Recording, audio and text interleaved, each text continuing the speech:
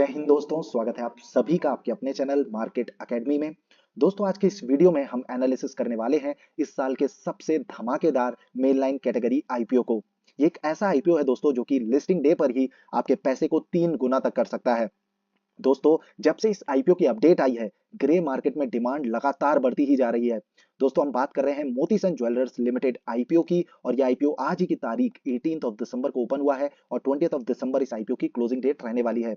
दोस्तों, अगर grey market में आ रही डिमांड की हम बात करें तो इस आईपीओ का जो प्राइस है वो 55 का डिसाइड किया गया है और जीएमपी 120 रुपीज पर ट्रेड हो रहा है। जीएमपी होता है दोस्तों ग्रे मार्केट प्रीमियम, जिससे हमें लिस्टिंग गेन्स के आइडियाज लगते हैं, और जीएमपी के अनुसार जो लिस्टिंग गेन्स निकल करके आ रहे हैं वो 218.18% की मैसिव लिस्टिंग शो कर रहे हैं, जो कि जताता है कि इस आईपीओ में आपका पैसा 3 गुना तक लिस्टिंग डे पर हो सकता है। सब्जेक्ट टू सौदा रेट की बात करें तो 22,800 रुपीज रिटेल कैटेगरी से, वहीं 3,42,000 रुपीज का मैसिव सब्जेक्ट टू सौदा रेट एचएनआई कैटेगरी में देखने को मिल रहा है। और इसका एक मेन रीजन है दोस्तों आईपीओ का इशू साइज, कि काफी छोटे इशू साइज का ये मेन लाइन कैटेगरी का आईपीओ है, 151.09 करोड़ का। अब क्योंकि काफी छोटा सा इशू साइज है और डिमांड काफी मैसिव है ग्रे मार्केट में, इसीलिए दोस्तों जीएमपी काफी हाई ट्रेड हो रहा है और काफी मतलब आप कह सकते हैं काफी एक अच्छी अपॉर्चुनिटी आपको मिलती हुई नजर आ रही है, कि जिसमें आपको लिस्टिंग डे पर ही काफी मोटा पैसा बनता हुआ नजर आएगा। अब दोस्तों, क्योंकि ग्रे मार्केट में इस तरीके की डिमांड है, काफी बढ़िया बिजनेस में ऑपरेट करने वाली ये कंपनी है, इसीलिए इस आईपीओ का डिटेल रिव्यू और एनालिसिस करना बहुत जरूरी हो जाता है। और फ्रेंड्स, इसीलिए हम इस वीडियो में क्या क्या कवर करने वाले हैं वो आपको बता देते हैं। इस आईपीओ रिलेटेड और कंपनी रिलेटेड सारी डिटेल्स को हम कवर करेंगे। चलिए दोस्तों, जान लेते हैं कि हम क्या क्या कवर करने वाले हैं। तो सबसे पहले हम समझेंगे कंपनी की प्रोफाइल को, कि आखिर कंपनी काम क्या करती है, और इसके लिए हम कंपनी की वेबसाइट का भी रेफरेंस लेंगे। फिर बाकी आईपीओ रिलेटेड जो सारी डिटेल्स हैं उनको डिस्कस करेंगे, जानेंगे कितना अमाउंट आपको लगने वाला है किस कैटेगरी से, आपके अलॉटमेंट के चांसेस को आप किस तरीके से बढ़ा सकते हैं इस आईपीओ में। साथ ही दोस्तों, फाइनेंशियल और फंडामेंटल जो स्टेटमेंट है उसे चेक करेंगे कि कंपनी के फंडामेंटल्स और फाइनेंशियल्स किस तरीके के हैं। वैल्यूएशन की जानकारी लेंगे, की परफॉर्मेंस इंडिकेटर को जानेंगे, और उसके अनुसार कंपनी का पीयर कंपैरिजन भी करेंगे कि ये आईपीओ ओवर वैल्यूड है, अंडर वैल्यूड है या चीफ वैल्यूएशन पे है। और इससे हमें ये भी आइडिया लगेगा कि हम इसे लॉन्ग टर्म के लिए होल्ड कर सकते हैं या फिर सिर्फ लिस्टिंग गेन्स के लिए हमें अप्लाई करना होगा। साथ ही दोस्तों, एंकर इन्वेस्टर्स की बुक लिस्ट को भी चेक करेंगे कि किस तरीके के एंकर इन्वेस्टर्स की बुक लिस्ट निकल करके आई है, कौन से बड़े म्यूचुअल फंड हाउसेस हैं या इंस्टीट्यूशन हैं जिन्होंने इसको बाय किया हुआ है। और ऑब्जेक्टिव्स को डिस्कस करेंगे कि आखिर आईपीओ से जो पैसा कंपनी रेस करेगी उससे कंपनी काम क्या करने वाली है। तो सारी आईपीओ रिलेटेड जो डिटेल्स हैं वो इस वीडियो में कवर करने वाले हैं। काफी इंफॉर्मेटिव ये वीडियो होने वाला है, प्लीज इसे अंत तक जरूर देखें, काफी बढ़िया पैसा इस आईपीओ में आपको बनता हुआ नजर आएगा।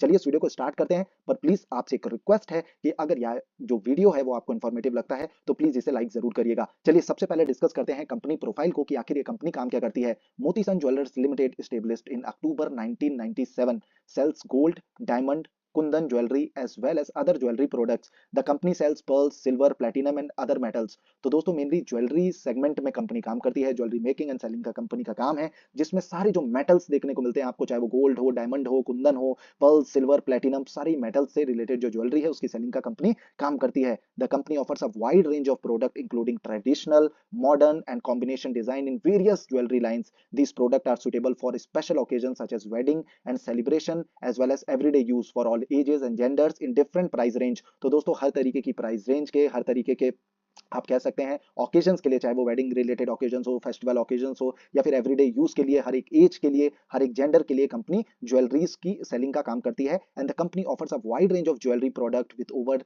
3 lakh designs in gold, diamond and other material at different price points. तो दोस्तों, काफी अच्छा प्रोडक्ट फोलियो है कंपनी के पास। मोर देन 3 लाख डिजाइन हैं, जो कि अपने आप में काफी बड़ा फिगर है। अब कंपनी की जो शॉप्स वगैरह हैं या कॉम्प्लेक्स वगैरह हैं वो कहाँ स्थित है इसको समझ लेते हैं। तो Motisons jewellers flagship store Motisons tower is located in Jaipur Rajasthan and offer silver, gold, diamond jewellery across 3 floors. तो 3 फ्लोर की दोस्तों एक मेनली फ्लैगशिप स्टोर है मोतीसन टावर के नाम से, जो कि जयपुर में स्थित है। And the latest branch which opened in 2021 is located in the affluent Vaishali Nagar neighbourhood in the south western part of Jaipur Rajasthan. और टोटल दोस्तों इस तरीके के 4 डिफरेंट लोकेशन से कंपनी ऑपरेट करती है। और आपने अगर जयपुर वगैरह के कोई क्रिकेट मैच देखे हो तो आपने देखा होगा इस तरीके की बिल्डिंग, जो कि पूरे लोटस शेप में बनी हुई है, अलग अलग पैटल्स, अलग अलग डिफरेंट कलर के हैं, 3 फ्लोर की ये बिल्डिंग है। ये जो बिल्डिंग है वो मोतीसन ज्वेलर्स की है, जो कि आमतौर पर दिखाई जाती है जब भी लाइव क्रिकेट मैच जयपुर से प्रकाशित किया जाता है।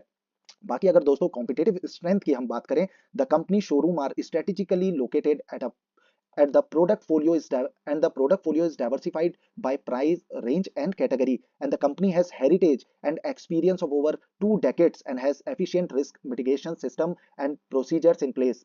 तो दोस्तों काफी अच्छी लोकेशंस पे कंपनी के स्टोर्स हैं जो कि कंपनी को और भी ज्यादा पॉजिटिव बनाते हैं, क्योंकि इस तरीके की जो सेलिंग का काम होता है गोल्ड या कोई भी ज्वेलरी रिलेटेड जो सेगमेंट में अगर सेलिंग का काम होता है तो लोकेशन किस तरीके की है आपके स्टोर की वो काफी ज्यादा एक इंपॉर्टेंट रोल प्ले करती है।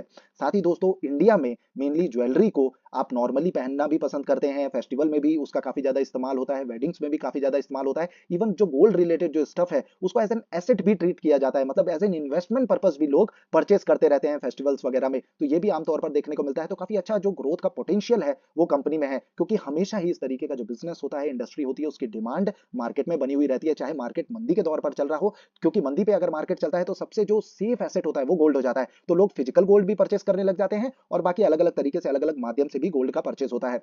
तो दोस्तों इस तरीके से ये एक ऐसा बिजनेस है जो कि लॉन्ग टर्म में काफी स्टैटिक तरीके से बढ़ता हुआ आपको नजर आने वाला है।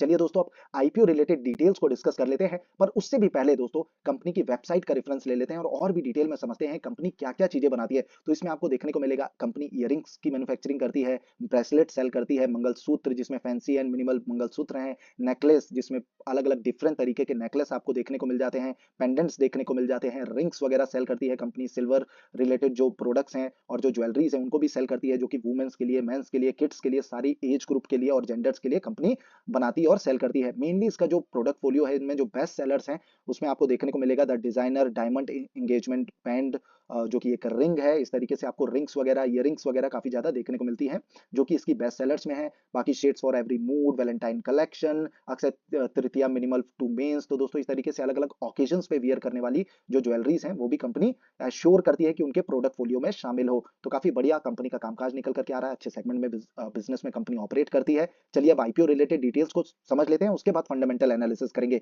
तो जैसा कि हमने देखा ये आईपीओ 18 दिसंबर को ओपन हुआ है आज की तारीख पर, 20 दिसंबर क्लोजिंग रहने वाली है। अलॉटमेंट की जानकारी आपको मिलेगी 21 दिसंबर को। वहीं अगर आपको अलॉटमेंट नहीं मिलता तो आपके पैसे 22 दिसंबर को नेक्स्ट डे ही रिफंड कर दिए जाएंगे, और अलॉटमेंट मिलता है तो 22 दिसंबर को ही वो शेयर्स आपके डीमैट अकाउंट में क्रेडिट कर दिए जाएंगे और इसकी लिस्टिंग आपको 26 दिसंबर को देखने को मिलने वाली है। फेस वैल्यू की बात करें 10 रुपए पर शेयर की फेस वैल्यू डिसाइड की गई है। प्राइस बैंड की बात करें 52 टू 55 पर शेयर का प्राइस बैंड डिसाइड किया गया है, क्योंकि इस आईपीओ में जीएमपी काफी मैसिव ट्रेड होता हुआ नजर आ रहा है, तो ये जरूर ओवर सब्सक्राइब होगा। और जब भी आईपीओ ओवर सब्सक्राइब होता है तो हमेशा ही अपर प्राइस बैंड पर ही अप्लाई करें, अदरवाइज आपकी एप्लीकेशन वैसे ही रिजेक्ट हो जाएगी, आपको अलॉटमेंट नहीं मिलेगा। लॉट साइज की बात करें 250 शेयर्स का एक लॉट रहने वाला है। टोटल इशू साइज 151.09 करोड़ का है, जो कि काफी छोटा एक इशू साइज का आईपीओ है। ये भी एक मेजर रीजन है कि डिमांड की बढ़ने की वजह से एक जीएमपी काफी हाई ट्रेड हो रहा है। फ्रेश इशू है दोस्तों पूरा का पूरा 151.09 करोड़, इसमें ऑफर फॉर सेल नहीं है, तो ये भी एक काफी पॉजिटिव पॉइंट निकल करके आ रहा है। इशू टाइप की बात करें तो बुक बिल्ड इशू आईपीओ रहने वाला है, जिसकी लिस्टिंग आपको बीएसई और एनएसई दोनों ही एक्सचेंज में देखने को मिलने वाली है। अब दोस्तों रिटेल कैटेगरी से अगर आप इस आईपीओ में अप्लाई करना चाहते हैं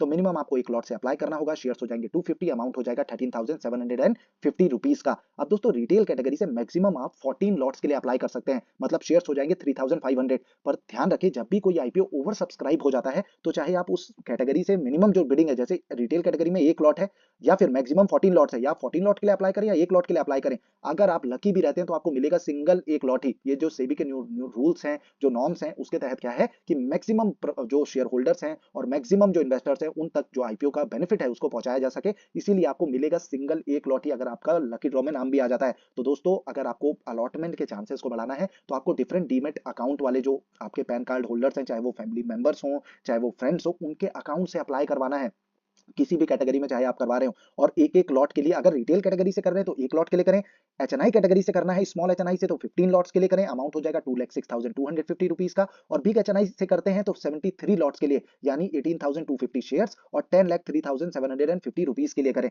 अब बिग एचएनआई से अगर आप करते हैं तो आपको जो शेयर्स मिलेंगे, अगर आपका लकी ड्रॉ में नाम आ भी गया लॉटरी सिस्टम पर, क्योंकि ये आधारित होगा, तो दोस्तों आपको जो शेयर्स मिलेंगे वो मिलेंगे 3,750, अमाउंट होगा 2,06,250 रुपीज का। अब फायदा क्या है बिग एचएनआई कैटेगरी से अप्लाई करने में? बिग एचएनआई कैटेगरी से अप्लाई करने में फायदा यह है कि जो अलॉटमेंट के जो चांसेस होते हैं वो बढ़ जाते हैं। अब ये क्यों बढ़ जाते हैं? क्योंकि बिग एचएनआई कैटेगरी हो, स्मॉल एचएनआई कैटेगरी हो, आती तो एचएनआई कैटेगरी में है, और एचएनआई कैटेगरी का रिजर्वेशन होता है 15% का, जिसमें बिग एचएनआई का 10% का है और स्मॉल एचएनआई का 5% का है। तो ऐसे ही चांसेस जो अलॉटमेंट की प्रोबेबिलिटी है वो दोगुना से बढ़ गई। और क्योंकि अमाउंट ज्यादा लग रहा है बिग एचएनआई कैटेगरी में, 10 लाख से ज्यादा का लग रहा है, तो फिर सब्सक्रिप्शन भी कम आता है। तो क्योंकि सब्सक्रिप्शन स्मॉल एचएनआई में ज्यादा है, बिग एचएनआई में कम है, तो वैसे भी अलॉटमेंट की प्रोबेबिलिटी बढ़ गई। तो सबसे ज्यादा चांसेस एचएनआई कैटेगरी में है बिग एचएनआई कैटेगरी से, जिसमें शेयर्स आपको मिलेंगे 2,06,050 के, और उससे भी ज्यादा चांसेस जो 35% का लोकेशन है वो है रिटेल कैटेगरी इन्वेस्टर्स के लिए। अगर आप सिंगल सिंगल लॉट से अप्लाई करते हैं, अमाउंट हो जाएगा 13,750 रुपीज का। बाकी दोस्तों ये जानकारी आपको महत्वपूर्ण लगी हो तो प्लीज वीडियो को लाइक जरूर कर दें।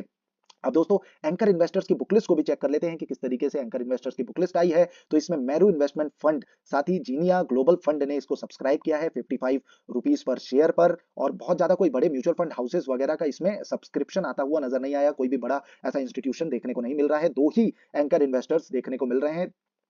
तो दोस्तों ये एक थोड़ा सा फिगर ऐसा है कि मुझे लग रहा था कि काफी ज्यादा इंस्टीट्यूशंस वगैरह इसे बाय करने जाएंगे, पर ऐसा कुछ देखने को नहीं मिला। और इसका एक मेन रीजन हो सकता है कि ग्रे मार्केट में जिस तरीके की डिमांड देखने को मिल रही है। चलिए दोस्तों आगे बढ़ते हैं और सबसे पहले सबसे जरूरी चीज को डिस्कस करते हैं, जो है फंडामेंटल्स और फाइनेंशियल्स, कि किस तरीके के कंपनी के फंडामेंटल्स और फाइनेंशियल्स हैं। तो एसेट्स की अगर हम बात करें 10 साल 2021 में 275 करोड़, फिर 306 करोड़, फिर 336 करोड़, और quarter on quarter March quarter से जून क्वार्टर में भी काफी अच्छी ग्रोथ देखने को मिली, 348 करोड़। तो एसेट्स लगातार बढ़ रहे हैं पर बहुत तेजी से ग्रो होते हुए नजर नहीं आ रहे।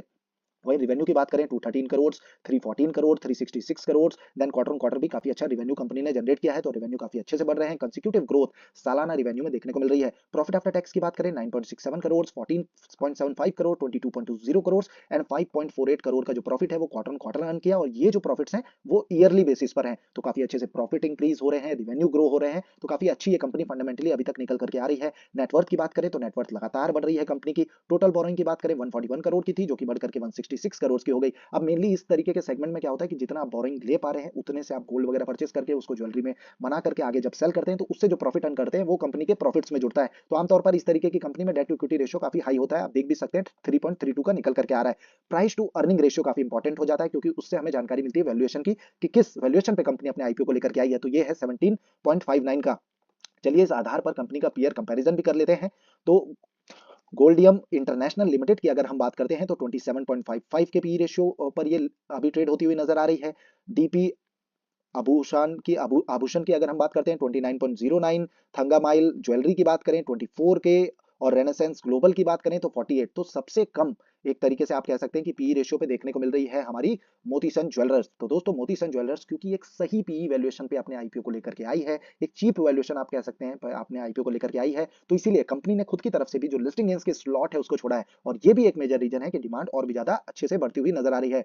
वहीं अगर मार्केट कैप की बात करें तो काफी छोटे मार्केट कैप वाली ये कंपनी है, 541.45 करोड़ का मार्केट कैप है कंपनी का। आरओई कंपनी काफी अच्छा ऑफर करती है 17.56 का, आरओसी है 30.04 का। आमतौर पर 15 to 20% का जो कंपनी आरओई और आरओसी ऑफर करती है उनको काफी अच्छा माना जाता है, तो उनसे भी काफी अच्छा आरओई आरओसी कंपनी का निकल करके आ रहा है। अर्निंग पर शेयर ऑफर करती है 3.42 का, रिटर्न ऑन नेटवर्थ निकल करके आ रहा है 16.15% का। अब दोस्तों ऑब्जेक्टिव्स क्या है, किन ऑब्जेक्टिव से कंपनी अपने आईपीओ को लेकर के आई है? तो पहला पॉइंट है funding the working capital requirements of the company, and second point है जनरल कॉर्पोरेट पर्पस। चलिए दोस्तों अब जीएमपी को चेक करते हैं। तो जीएमपी में हमने जैसे देखा 218.18% के एस्टिमेटेड लिस्टिंग गेन्स निकल करके आ रहे हैं, तो इससे पता लगता है कि काफी मोटा पैसा जरूर इस आईपीओ में बनता हुआ नजर आने वाला है। पर क्योंकि मोटा पैसा बनेगा तो इसका जो प्रीमियम है, जो जिस प्रीमियम पे या आप कह सकते हैं पी वैल्यूएशन पे कंपनी लिस्ट हो जाएगी, अगर मान लीजिए कि इसमें 200% का रिटर्न बन जाता है लिस्टिंग डे पर, तो ये काफी मैसिव हाई प्रीमियम पर ट्रेड होने लग जाएगी, और उसके बाद जो ग्रोथ है शायद उसमें थोड़ी सी धीमी होती हुई नजर आए। इसीलिए पर्सपेक्टिव इसका अगर लॉन्ग टर्म के लिए आप रख रहे हैं तो आपको हो सकता है कि उसके बाद काफी समय तक इसको होल्ड करना पड़े, क्योंकि काफी लोग इसको सेल कर देंगे जब इतना मैसिव उनको रिटर्न लिस्टिंग डे पर ही बनता हुआ नजर आएगा। अब दोस्तों आईपीओ रिलेटेड और भी डिटेल्स को डिस्कस कर लेते हैं। तो अगर हम ये ओपन हो गया कंपनी का डीआरएचपी। अब डीआरएचपी इतना जरूरी क्यों हो जाता है? क्योंकि यहां से तो आपको आईपीओ रिलेटेड सारी चीजें मिल जाती है, पर हमारे लिए जरूरी क्या है? रिस्क फैक्टर को जानना कि कंपनी के साथ एसोसिएटेड कौन से बड़े रिस्क वाले फैक्टर हैं, क्योंकि आमतौर पर सारी जो पॉजिटिव न्यूज है वो तो सर्कुलेट होती ही है, और क्योंकि जीएमपी इतना अच्छा चल रहा है, डिमांड इतनी अच्छी चल रही है, तो दोस्तों आमतौर पर पॉजिटिव न्यूज ही देखने को मिलती है, पर ऐसी क्या बड़े रिस्क वाले फैक्टर हैं उन्हें जानना जरूरी है। अब ये कैसे पता लगता है? डीआरएचपी पे आप सेकंड सेक्शन में जाएं, उसमें आपको सारी ही रिस्क मिल जाएंगे कि कंपनी के साथ एसोसिएटेड रिस्क क्या है। तो पहला पॉइंट है we are heavily dependent on third party for supplying our product, we may be unable to maintain और establish formal arrangements with such third parties, or any disturbance as such third party production or manufacturing facility and their supply chain arrangement or failure of such third parties to adhere to their relevant quality standard may have a negative effect on reputation, business and financial condition। तो दोस्तों ये काफी अच्छा point company ने दिया है कि एक थोड़ा सा रिस्क वाला फैक्टर कंपनी के साथ जुड़ा हुआ है, लेकिन सबसे बड़ा जो रिस्क वाला फैक्टर देखने को मिल रहा है वो ये सेकंड पॉइंट है। Are promoters mister Sanjay Chhabra and mister Sandeep Chhabra in past were involved in proceeding and initiated by investigation agency in relation to betting in cricket matches for Indian Premier League। though they have been duly discharged, and any reopening of matter could have adverse impact on the business and reputation। तो ये एक major concern वाला factor है, क्योंकि company के promoter के ऊपर litigations पहले चल रहे थे, अभी वो डिस्चार्ज हो चुके हैं, लेकिन अगर रीओपनिंग होती है इस तरीके के कोई भी एक फेस की, या आप कह सकते हैं केस की, तो दोस्तों ये एक बहुत ही कंसर्न वाला फैक्टर कंपनी के लिए रहने वाला है। तो इस तरीके से आपको डेंट भी कंपनी में देखने को मिल रहे हैं, और ये वो रिस्क हैं जो कंपनी के साथ जुड़े हुए हैं। बाकी और भी डिटेल में समझने के लिए आप प्लीज डीआरएचपी का जरूर एक बार रेफरेंस ले लें। बाकी दोस्तों डिमांड बढ़िया है, आईपीओ में पैसा जरूर बनता हुआ नजर में आएगा। ट्रैक पर भी रख सकते हैं लास्ट डे तक, ताकि आपको मेनली जो सब्सक्रिप्शन फिगर है वो देखने को मिले। अभी तक की अगर हम बात करें लाइव सब्सक्रिप्शन फिगर को, चलिए फटाफट चेक कर लेते हैं। तो दोस्तों देखते हैं कि कितने गुना ये फर्स्ट डे पर सब्सक्राइब हो चुका है। अभी ऑलमोस्ट 2 बज रहे हैं, और दोस्तों जो सब्सक्रिप्शन फिगर निकल करके आ रहा है मोतीसन ज्वेलर्स का, वो 8.35 टाइम्स अभी फर्स्ट डे की भी क्लोजिंग नहीं हुई, और ये आईपीओ सब्सक्राइब हो चुका है, ओवर सब्सक्राइब हो चुका है। रिटेल कैटेगरी से 13.40 टाइम्स, एचएनआई कैटेगरी से 7.67 टाइम्स, वहीं क्यूआईबी कैटेगरी से 0.01 टाइम्स। आमतौर पर क्या होता है कि जो क्यूआईबीज होते हैं वो लास्ट डे ही अप्लाई करते हैं, इसीलिए दोस्तों ये जो फिगर है वो थोड़ा सा आपको कम देखने को मिल रहा है। पर काफी अच्छा सब्सक्रिप्शन आपको फर्स्ट डे की अभी क्लोजिंग भी नहीं हुई और देखने को मिल रहा है। ये जता रहा है कि इस आईपीओ में जरूर पैसा बनने वाला है, और काफी मोटा पैसा बनने वाला है। तो इस आईपीओ में आप जरूर अप्लाई कर सकते हैं। पर जब भी आप किसी आईपीओ में अप्लाई करते हैं, खुद के कन्विक्शन, खुद की रिसर्च, अपनी एनालिसिस और अपने फंड जो फाइनेंशियल एडवाइजर है उसकी सलाह लेना बिल्कुल भी ना भूलें। चलिए दोस्तों फटाफट सारे जो आईपीओ हैं, चाहे वो अपकमिंग आईपीओ हो, चाहे मार्केट में ओपन आईपीओ हो, सभी के करंट जीएमपी को चेक कर लेते हैं। तो सुप्रीम पावर एनएससी की जो एसमी कैटेगरी का आईपीओ है उसका 76.92% का एस्टिमेटेड लिस्टिंग गेंस निकल करके आ रहा है। Innova Captab main line category का आईपीओ 46.88%। ट्राइडेंट टेक्लैब कल ही के दिन इसका हमने डेडिकेटेड वीडियो अपलोड किया है, बेहतरीन आईपीओ है।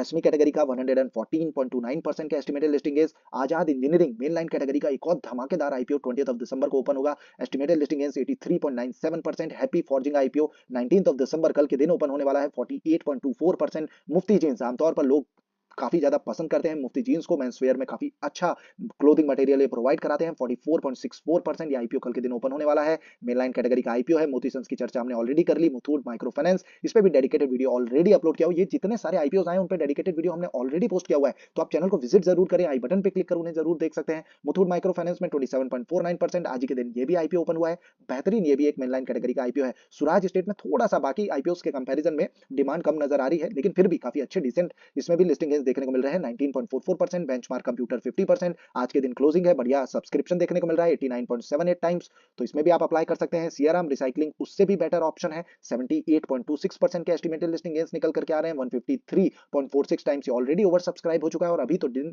जो है वो क्लोज भी नहीं हुआ है।